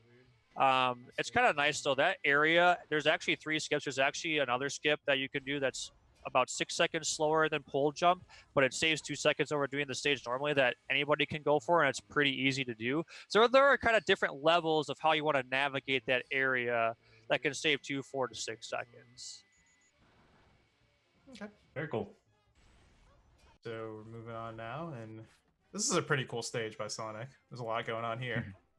Yeah, Pyramid Cave is a very technical stage, and this is an example of where Dage really shines. Again, he's really, really aware of his height, his distance, being in the air as little as possible. What makes this stage really fun is we get the bounce bracelet, which if you take a lot of horizontal speed and then you bounce, you actually get all that horizontal momentum into vertical momentum, and you can get a lot of height that you're not supposed to get. You know, it's not just, oh, I get to bounce up a little bit and get there. No, you get to like go all the way up. You can skip walls and do all these fun things. And so that's what we call a super bounce, is taking all that vertical or horizontal momentum into vertical momentum. There's a lot of like small strats. I know the clip will loop a little bit. You'll notice Dage do a homing attack into the gamma bot and do 2 super bounces and skip the spring. That saves a second. But can be kind of hard to hit. So again, Pyramid Cave is another example of all these really small optimizations that Dage is using. And then he's doing a really good job of getting the door skip there. You don't have to go through that door. That skip actually saves like over 2 minutes. It's really insane how much time it saves. Yeah, because otherwise you have to go get the key, which is all the way down the hall. You have to pick up the key. Walk it all the way back. Heck yeah. So thankfully we could just skip it. Yeah, that's awesome. I love the super bounces, man. They're probably like one of my favorite pieces of tech in this game. And even just when he uses it to get over that wall there, and it's like, oh yeah, once you get above this part, you can just go right through this wall and just fall down. I love that. Like, I think it's coming up right here after this. Yeah, like just bounce way up. Every time it still feels so good to hit that. Yeah. Cool. Yeah, I think there's a second Pyramid Cave clip then. To talk a little bit more about the second way we can use the bounce bracelet, which is to skip horizontal gaps. So what we have found, and should be coming up, I think, relatively soon, what you can do is you can go off of there's a snake that you can go off of and then do your bounce, and that will get you over the chasm that you're not supposed to get off. I think it's coming up right here. Yeah, so that's a really nice skip that saves about 4 seconds. I love Dage's movement here because his bounce excels. So another nice little tech thing that you can do is if you're up in the air, you can do a bounce down, and then you do accelerate, and that'll launch Sonic going horizontally rather quickly. So having pretty precise bounce excels can be good, and I love that ending there. He does another horizontal bounce, and he hits the platform right where it begins, so he can get all that ground speed as much as he possibly can. That's something not a lot of runners like to risk, because if you're too low, you die. But he doesn't. He's like, forget the extra height. I'm just gonna get as much ground speed as I possibly can out of it, and that saves a lot of time. It's amazing to me. Most runners would be really happy with the sub 130. He gets like a 124. Like, it's just insane how much more efficient he is at the stages than everybody else right now. There's just all these small little tech things. Like, he's gonna do a bounce onto the hourglass, so he doesn't have to like lose his speed hitting it. That's like an hourglass bounce. That saves a little bit of time, but it can be kind of funky to do. Like, all these little things are just adding up, and it's just getting Dage farther and farther and farther ahead from anybody else, and as far ahead as anybody else has ever gone. he's really pushed a lot of these times down that some people might even say like, well, you can get this in an IL, but in a single segment run? No way. But that's what he does. And it's sorry, go ahead, Darkin. No, I was just gonna say, like, I love watching this clip because I feel like the entire time I just think he's gonna die. Like every like 2 seconds, it just looks like, oh, he's going over like a gigantic gap that most mortal people cannot even dream about. So I love watching. And along the same lines, like all those big like gap skips that he does where he gets on those ledges, they, because of the, like, to the untrained eye, the way the visuals look in this game, it looks like he's doing a homing attack, like, or that he's just jumped and all he's got left is a homing attack or something. Once he jumps, but it's like actually the bounce just not going straight down, but instead going more at an angle, more horizontal, because of that gravity thing you were talking about, where when you're on the slope. So I think that's just like, it's super neat because you're just like, how do the physics work there where you're going there and you still had a double jump to do, or you still had the homing attack to do and can barely land on that ledge. It's nuts. It's impressive too how quick his setup speeds are, because I mean, if you want to just see how impressive it is, go watch another Sonic Adventure 2 run that maybe is like more, maybe a few minutes behind. I mean, you can even watch my run, which is 3rd place, and you can already see a pretty big difference in how Pyramid Cave looks and how fast he does things compared to how even I do things, even though I like to think I'm somewhat okay at the game. But like, he's just a whole other level beyond most of the other runners in the community.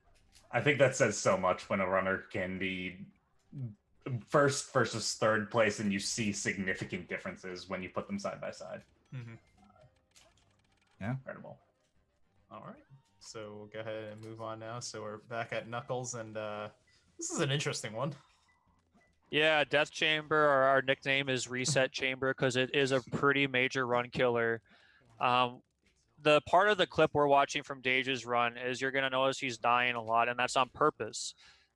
Thanks to a runner named Dark Pro, who's a former world record holder, he did a lot of science on Death Chamber and how the stage works, and he found that with the pieces that are available and the kinds of combinations you can get, if you get a first piece in the blue area, which Dage does, you can do what's called a death strat, warp back to the red room, and you have about a 60-70% chance of getting a second piece in the red room, which saves a lot of time than having to backtrack all the way back, especially with the in-game time change. Now your in-game timer is stopped, and you just kind of warp back to the red room, which is great. Unfortunately, Dage does not have very good luck in this particular instance. This happens to be one of the bigger time losses that he will take, but it's not really his fault. He's just got to be like, please give me a piece, please give me a piece, and he just isn't really getting the piece that he needs. So is he just always waiting to see that indicator start beeping when he respawns, and until it does, he just like, oh no, I'm just gonna take the death and go for that 66% chance again? Yeah, it's just better to keep going for it. The other thing you'll notice is he's looking to the right. There's actually a 3rd piece that you can get spawned in that room that he's also looking for as a free piece. But yeah, he's hoping for a yellow radar ping when he spawns on screen. Gotcha. What's the purpose of him like pausing? Is that like to try to manipulate something, or just felt like pausing? It helps. I think one reason it essentially allows you to look around your surroundings without losing time, because the in-game timer stopped when you're paused, and we allow that. So he's making sure like he doesn't accidentally hit the flame when he gets bugs on patrol, which is a free 3rd piece, because that would break his heart. You know, he's like, I don't want to mess up a free piece because that's a big deal in Death Chamber. Right. You know, and I also want to point out Dage's level time in the PB he's running against is a 35, which is like sort of like his 19 Aquatic Mine, just insane, like out of this world. Like if you get sub 50, most people are like, thank you RNG for being nice to me. He gets a 35, which is like absurd. So he ends up getting a 51, which is average and not super great, but like much better than it could have been. So like he's still he loses 16 seconds, but that's just because his RNG was so good that that's just sort of the kind of time loss you have to endure when you have splits like that. Yeah, because like you're saying, the level time actually jumps backwards when you die, but the in-game time used by the speedrun, like on live split on the timer, is still calculating, like it's still including all of those times from deaths, or all those times from when you respawn, that is. Yeah. So that is why like that in level timer is different from the actual 51-second in-game time that it got.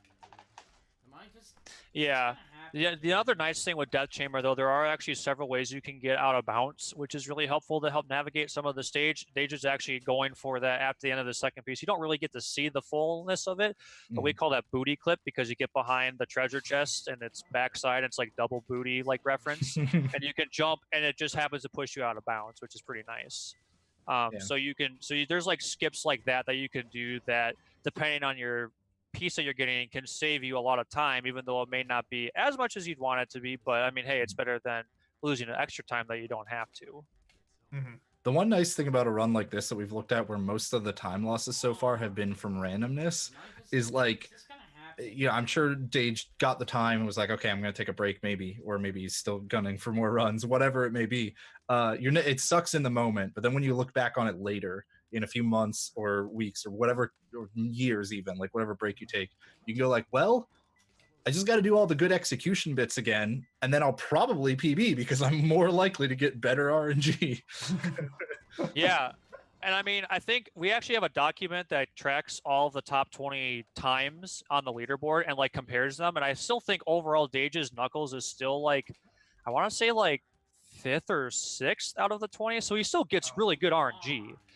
It's just that compared to what he had, where I'm pretty sure he was number 1 before, it's just moved back a bit.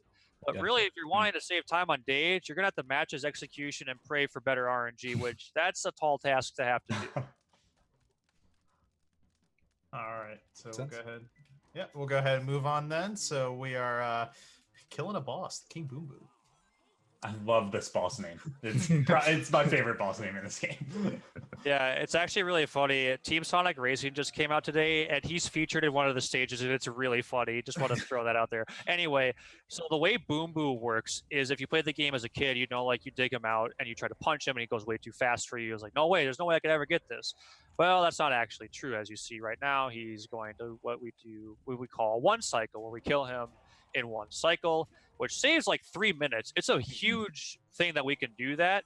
But what makes the boss fight extra fun is Dage is going to do something called Fireball Skip. So he is behind King Boom Boom early, and the way he does that is he gets Boom Boom to try and bite at him at the start, and then he goes to a kind of a certain spot before Boom Boom bites him a second time, and he's going to dig into the ground.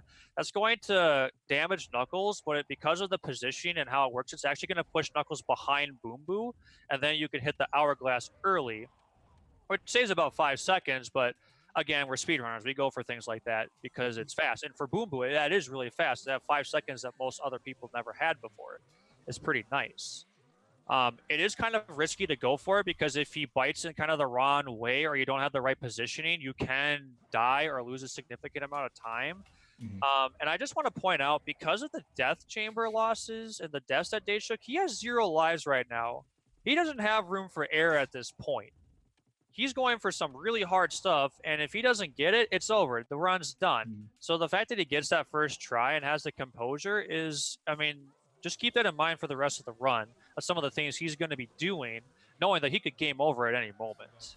And it's not like you're getting a lot of rings in a speedrun of this game. You're not like light dashing all over the place like you would casually. So you're not getting a lot of extra lives, probably none, as we'll see as we keep going. But it's just like, yeah, that seems so scary. That's what you do when you're the world record holder. That's exactly right. All right, so we're gonna go ahead and move on. So to another boss now. What's Sonic?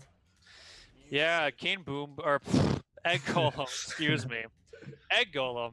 This is the hardest boss in the game by far, and the reason it's the hardest boss in the game by far is the quickest way to beat him is to do super bounces off of the lip of like on the ring in order to get enough height to hit him in the head early. You can save about 30 seconds over doing the boss fight normally by doing this, but you're trying to do like 3 inputs within 5 frames. That's a pretty tough thing to do, and you're doing that when Sonic's going at relatively quick speed. And Dage has no lives. Some runners, if you like mess up one bounce, you fall down, you like just reset, and like you take the couple seconds, but then you get another attempt. Dage doesn't have that luxury. I think he does fall down once, but even so, he still is able to recover and get a really nice time. It's just incredible because when you hit Egg Golem 3 times, he starts to headbutt you, and you can use that to hit him a 4th time and then get on his arm and hit him a 5th time. Well, they're just like, well, forget that. I fell down in the sand. I don't got time for that. So he actually goes what we call for a greed bounce. So he goes for the super bounce on the 4th hit, so he only has to deal with the headbutt once. So to have the a will of steel to go for that is, I mean, that's a lot of inputs to do it, and it is not an easy boss to do. Like, I've seen Dage screw up this boss. I screw up this boss all the time. It's a run killer in itself too. So for Dage to go in and do as well as he did, given his circumstances, is pretty nice. Yeah, and then even that death at the end saves time, right? Yeah, so he's going to hit the sand, and what you can do is if you die as the cutscene is ending, the timer stops early, but you have to be careful because if you died too quickly, well, the game actually registers that you died and you have to restart the boss again. Oof. So it's a small optimization. Because Dage did it on his first try, it's pretty safe to go for. If you are resetting your lives on Egg Golem, he goes slower, like his attacks are slower and his death animation is slower, so it's much harder to time it then. But yeah, you have to be careful. You do. Yeah. Okay. All right, so we're moving on now, and we're on Tails, and this is a really, really funky skip. This is the fun one. If you have not seen Sonic Adventure 2 speedrunning in the past 6 months, this is gonna blow your mind. Dage is out of bounds earlier than we ever have been out of bounds before. So the skip has a name. Seraphim loves the name. What's the name, Seraphim? Well, if you look at Dage, you'll notice that there are 2 wooden boxes. So what does he do? He has to get the metal box to fall out of him. Well, you have to break both of these boxes. So it's called Bofa Skip. I know. I didn't pick the name, but it's stuck, so I'm going with it. Yeah, so that's exactly what you do. You break both of the wooden boxes. The metal box falls on top of you. It's fairly precise, but it's not as bad as you think. Like Fusion Varia, a taster of this game, amongst many other things, found it, and we're like, whoa, like we'll never do this. And Dage was like, yeah, you could do it. And then everyone else was like, actually, yeah, you can do it. It's a pretty nice skip. Most runners get it within a couple of tries anyway.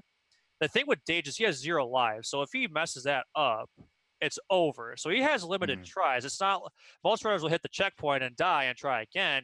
He doesn't have that luxury. It's like he has 2 tries to essentially do it because he can do it on the left side or the right side. So his room for error is pretty low, but it's nice. It saves 40 seconds over the original Eternal Engine skip, which saved another 30 seconds. So you're saving 1 minute and 10 seconds over doing the stage normally by doing Bofa. Mm-hmm. And not to mention, even if you weren't at 0 lives, like he's already hit the red again, right? So he really needs it to get, or he wants to get every time save he can get to try to push this back, into further record territory, which it still is, and we'll get to. But yeah. And the other thing is, if you're watching the camera, you're like, how in the world is he navigating in space? There are visual cues on the right side that give him a general sense of where his positioning is and helps him to know, like, all right, here's where I am. I can just drop into the goal ring. It's no problem. It's not, with enough practice and memory, you can do it with relative ease, I would say. All right. So now we're going to go ahead and move on. So we are back to another lovely skip name. Yeah, we're not super creative. So this is Crazy Gadget, and what you're watching right now is called Crazy Gadget Skip. Yeah, because it skips the original skip that we used to do. Sounds reasonable. Yeah, we're not very creative.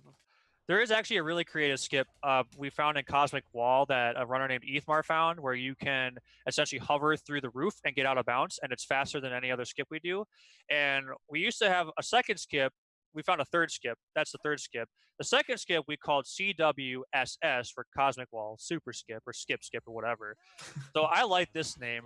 We call it, so CWSS, when you sound it out, sort of sounds like Swiss. So they call it Swiss cheese because you kind of go through a hole in the roof to get out of bounds. Okay, I like that one's more clever. Beyond that, it's sketchy. Anyway, the way the Crazy Gadget skip or CGSS works is when you use certain gravity switches, it's going to manipulate the game's gravity.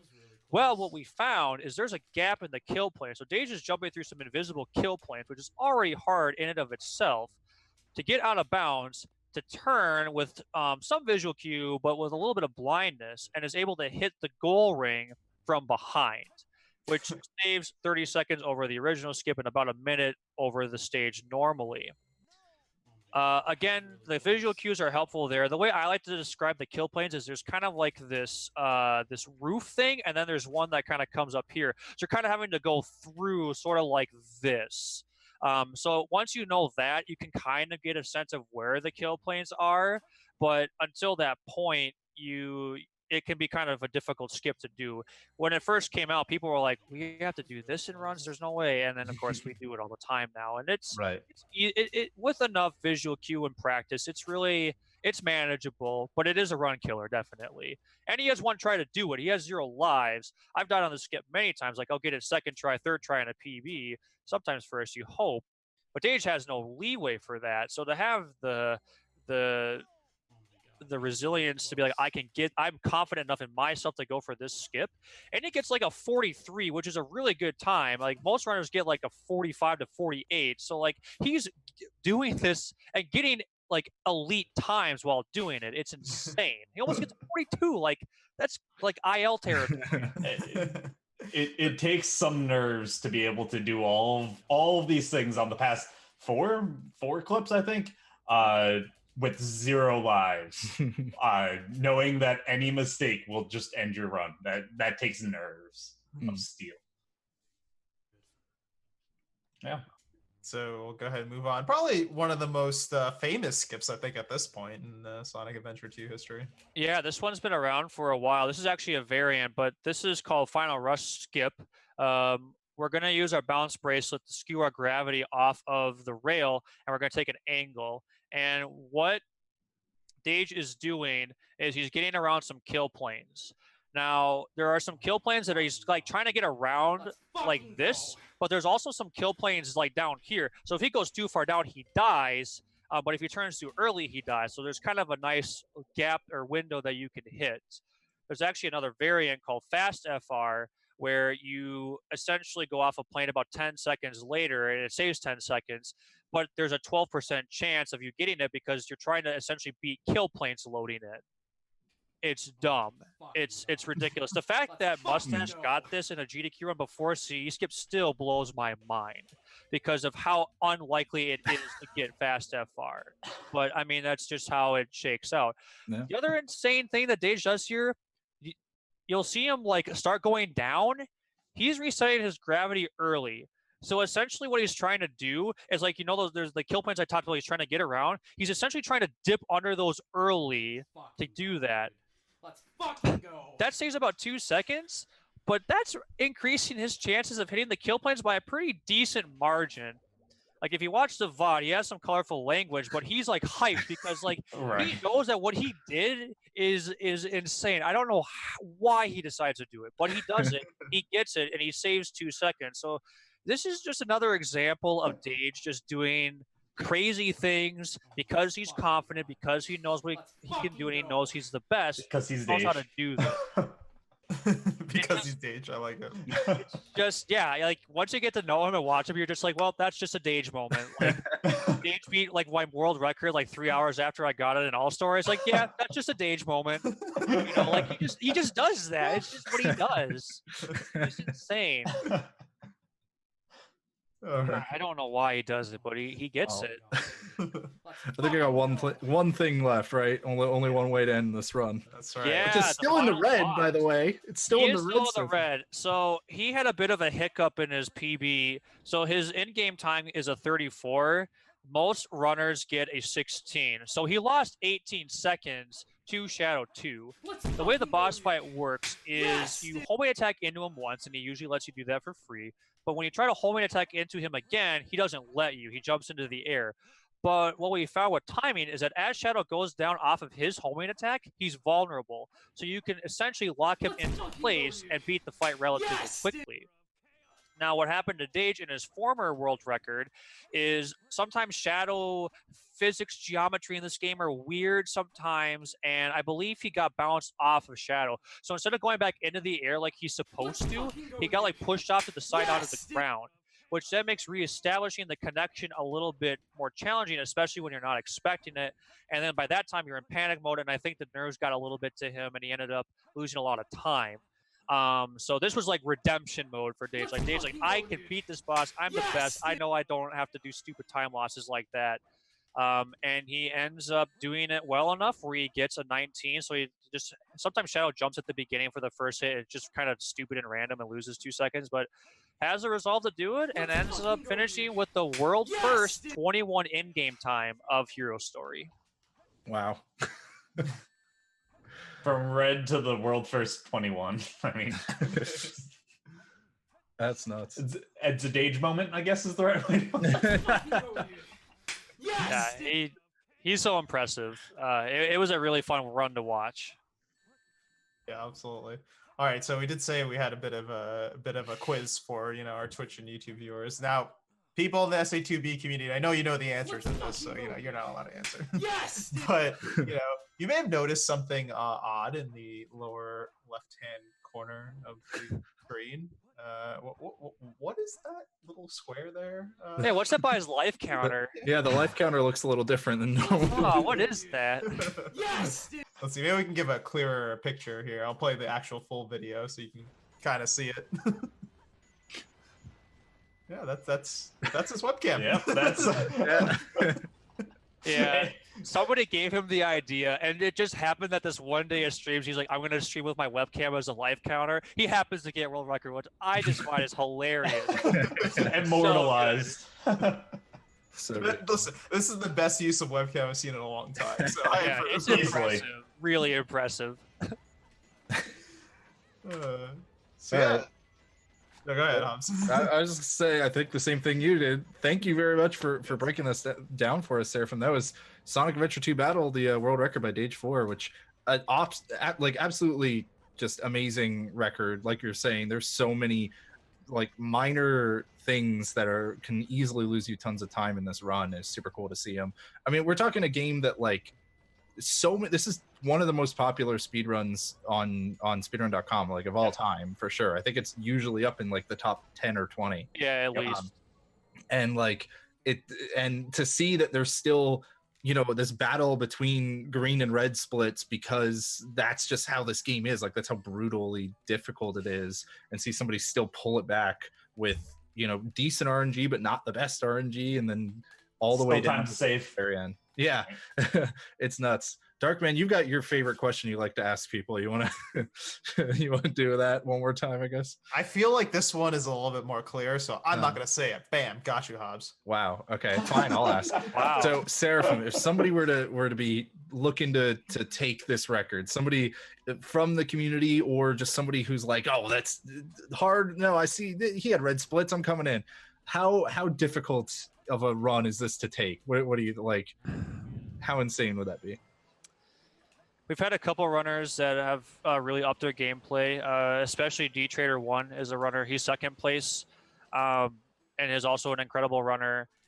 You have to be consistent, and you have to be consistently fast. I think what makes Sonic Adventure 2 a hard speedrun is you have to master 3 different play styles.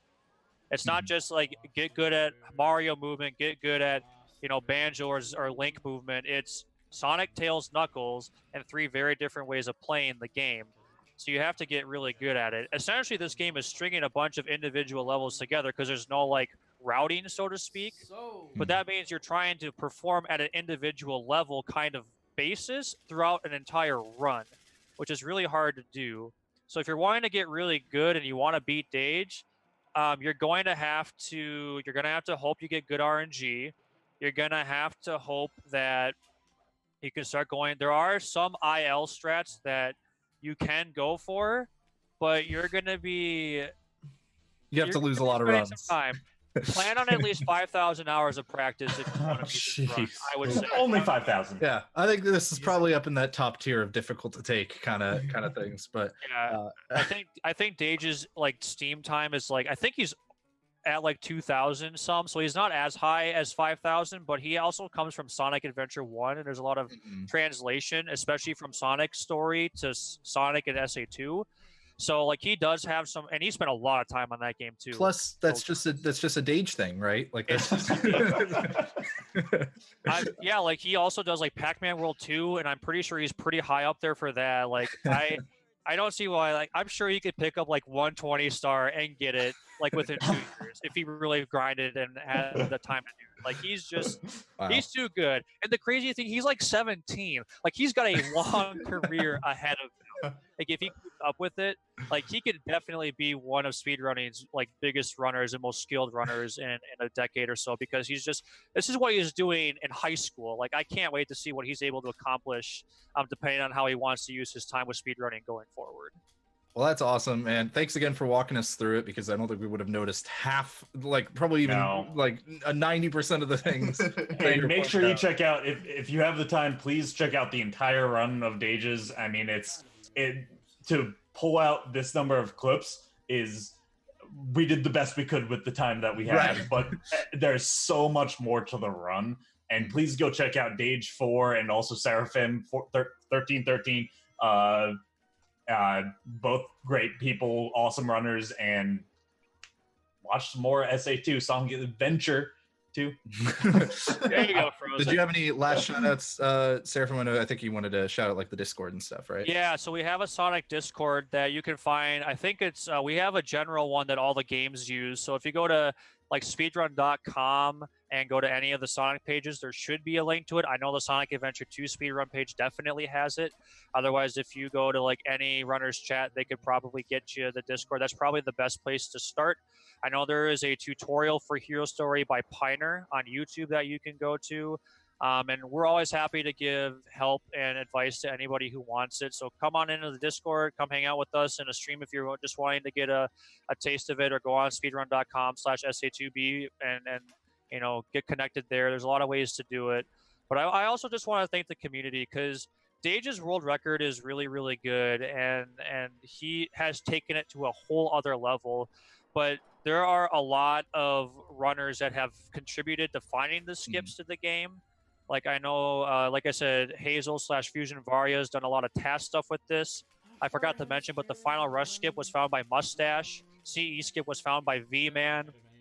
Like all these different skips have like different people, like different runners that have like put time and effort into finding these things. So like, yeah, Dage has definitely been the one to take all that cumulatively and put it into the beautiful thing you see before you right now. But that also came with a lot of help and a lot of experience and a lot of years to get to this point. So yeah, I want to thank the community for all their efforts, and just thank you to Dage for letting me do this for him. He's an incredible runner, incredibly funny, and he is one of the game's best. Is the game's best, and could be one of speedrunning's best. So I hope you guys will give him some love, because he deserves it. Well, cool. I can't wait for a year from now when we're going to be having the return episode, because Dage got the first sub 2130 or something that. Possible.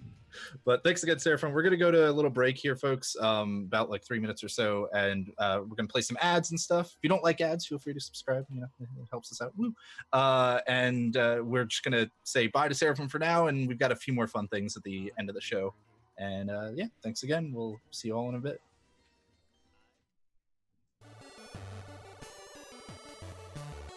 All right, Hannah, are you happy? I got in one more PBS thing for you.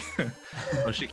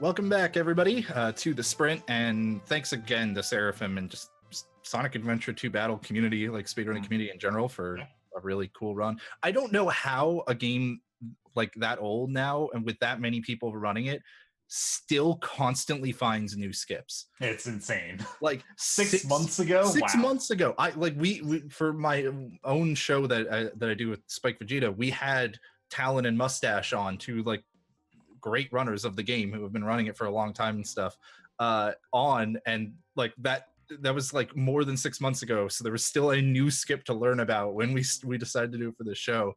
I was just like, that's just nuts to me. I can't believe that is not a game that that has stopped getting developments. The thing about big games, they just keep on going.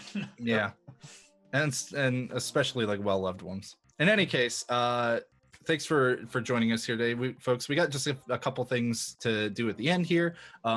Because Frozen's still super busy, we're gonna keep leaving the freezer shut for a little while. We left it open too long. Power went out for too long. You had to make sure. Oh God, too real. That's too real. It's too power's out. Gotta get. Oh man, if your lights were off right now, that would have been perfect. Like, well, we were gonna have a freezer, but his power's still out. But no, we're not quite doing that yet. But we are going to have a little segment called Checkpoint here. Just check in with our hosts here, just the three of us, see about like what we've been doing in the speedrunning world lately and stuff.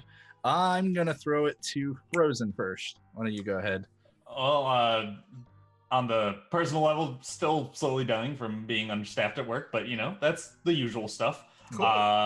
But I have been getting, I did actually get to stream, not to the Twitch channel, not to GDQ by accident this time. I made sure of it and like 5 times, and actually got to stream, did some Tesla grad runs, which was really fun. And I mean, it's something that I want to get back into and probably want to get back up to fighting shape and submit for their some marathons coming up. And I also have been considering, and kind of, I think that I might decide on doing it. I want to do a Centurion of my own for Putt Putt Saves the Zoo. Centurion. 100 runs. What's that, like 15 minutes? You know, something like that. It's about an hour and a half to 2 hours. It ends up being like 2 hours because your hand starts hurting and you go real slow, so you get to like full minutes. I was about to say, that was really short. Actually, Seraphim just has done one, and he has recommended never doing one because he's like, pretty sure it messed up my hand permanently. What you got to do is, you guys as a community need to come together and allow scroll wheel to be rebound to click, and then you can just scroll through the whole thing when your hand starts hurting. Yeah. I like it. You were about to launch into a thing. I don't feel like going. I feel like going into. There's other thing. It would go into the tech of Putt Putt Saves the Zoo. I don't think we're ready for that. That's great. All right, Darkman, what's been going on for you? Not controversial Putt Putt tech. Yeah, so as I kind of alluded to last show, and also we talked about, I've been kind of working on the Classic Mega Man Relay, trying to help out with the qualifiers, so that's kind of taking up my time.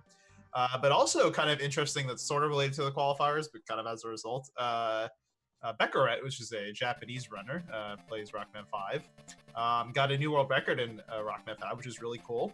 He got it in the, so they're not considered different categories, but they kind of are, because they're not like officially separated on our leaderboards, but they kind of are. So there's the beat category and there's beatless. Beat, for those who don't know, is like a bird you get in Mega Man 5 that basically has homing attacks. And when you use those attacks, it's really useful for like the final boss of the game, because like the final boss can be like way above your head and you can't really use any weapon to hit it other than beat. So it's like, you know, it's for a long time was basically what people did. They always did like beat runs, but there's also like a few things you can do if you choose not to get beat. There's like a few things you can do to save time throughout the course of the run. And then you get to the final boss and it's just a giant RNG fest. Because always fun. If you get like really good patterns, you'll save like 15 to 20 seconds over the beat run. Gotcha. If you don't, you're probably looking at losing like a minute, 2, 3, 4, 5 more. Like it's really bad. So what I have to explain that, preface that, because Becco's world record is the first world record that is honestly, you can say, of beatless that we can say is just like really good, because not only was it like a clean run up until like the final boss, but the final boss gave him the absolute best pattern possible, which is like a 0.6% chance, I believe, of happening. So, Oh no. yeah, he had a great run, and he played the lottery, and he got it. So yeah, this time was a 32:47, which beat the previous world record in that category by about 20 seconds, I believe, because he got that amazing RNG. So yeah, suffice to say, I don't think anybody's beating his world record anytime soon. Not to say it's not possible, because it certainly is, but it's quite an uphill battle. So yeah, big shout out to Becker for pulling that off. That's jeez, 0.6%. Oh my god. Yep. All right. In any case, for me, I was at RPG Limit Break during the last episode, as people have been watching the episodes and know.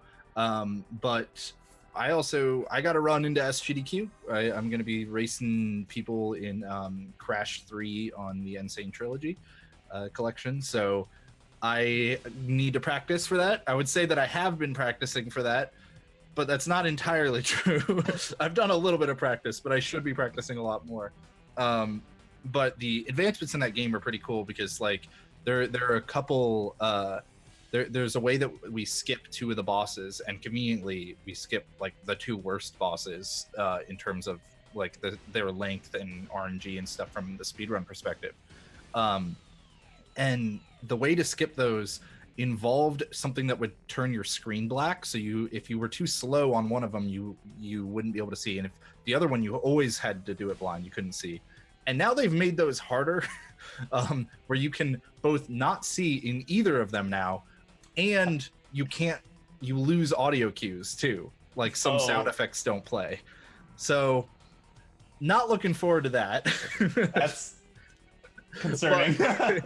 But in other places, some of the levels I've been practicing stuff, I feel like I've gotten better at than I ever was, even though I don't feel like I'm fully rusted in the game yet. So I think that's cool. Maybe rust in games is a topic we could talk about in the future, or something, because I feel like sometimes people don't like to deal with that kind of thing. But in any case, be doing that, and I guess just for other personal speedrunning stuff, I do a show with Spike Vegeta that I alluded to before, where we have 2 people race against each other, called Speedrunning Underground, and we commentate it and stuff. That moved from Wednesdays to Mondays, so it's just letting people know.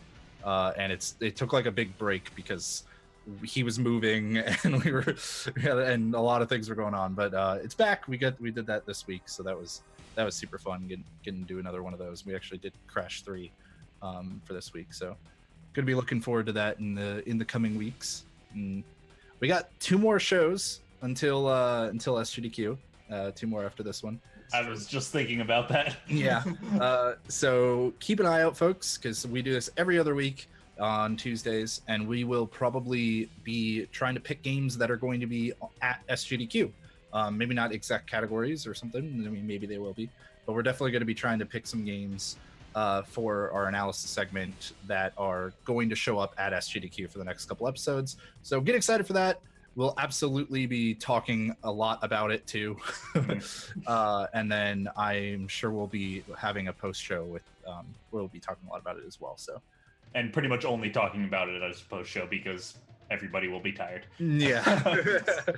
But yeah, so keep an eye out over the coming weeks, and we will see you all pretty soon. For now, we're going to leave you with our clip of the week, which is just Zant doing Zant things in Breath of the Wild. Like it's just one of the Breath of the Wild clips are the best because you don't need context at all. You don't need anything. You just watch it and then you just look at it and you're like, that shouldn't be happening, but I like it.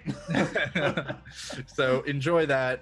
And as we like to remind folks on our way out and stuff too, is thank you guys so much for supporting the show. If you're watching on Twitch or if you're watching on YouTube, whatever, like we love anybody who's just watching it and sharing it with other people and stuff. We love doing it. We want to be able to keep doing it. And your subscriptions on Twitch as well really help us with that. It does help allow us to do this, and the other hotfix content, things like Frame Fatale that would never have been able to happen without like your support and stuff. Those are awesome, and we want to see more of that happen. We keep trying to do more hotfix content lately. So if you guys have the ability to, or if you've got that free Twitch Prime sub, anything like that, you know, that helps us out a lot. So thanks a lot. And for those of you watching on YouTube, come watch on Twitch Tuesdays at 8 p.m. every other Tuesday. So we'll But we still appreciate you. we still love you. Yeah, we still don't have your, there you go, don't have ad block on and watch. That's how you can do it. Yeah, we'll get out of here. See you Go ahead and guys. enjoy the clip. We'll see y'all later.